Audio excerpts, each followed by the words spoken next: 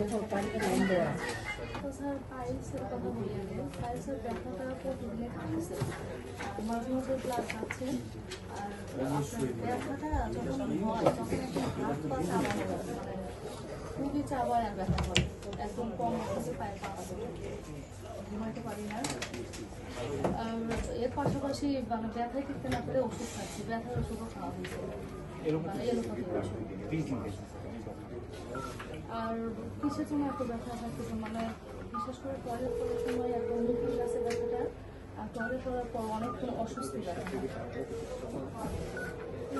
কি ওষুধ খাচ্ছি। আর যে জ্বরের করার জন্য সেটা মানে গত মাসে ডেট মতোই হয়েছে স্যার, কিন্তু 7 দিন ছিল, 7 দিন ছিল, 7 দিনে ভালো হয়েছে, কিন্তু দ্বিতীয় দিন স্যার ব্লিডিং খুব বেশি হয়, মানে আমার মানে সারাদিনে 6-7টা প্যাক খাওয়া এমনি কনফিডেন্স থাকে না, ব্লিডিংটা বেশি হয়ে যায় সমস্যা।